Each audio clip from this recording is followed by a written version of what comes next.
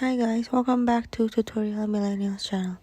In today's video, I'm going to show you how to enter a promo code on Airbnb.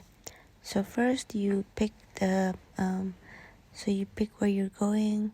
So the place you're gonna stay at. So you choose a date and then the number of guests, and then so after you pick the place, and then when you're make sure that your details are correct, and then tap reserve, and there it says pay with, and then it says enter a coupon, and then you can enter coupon code. So if you have a code, just enter there, and then you can tap apply, and then you see the price details there.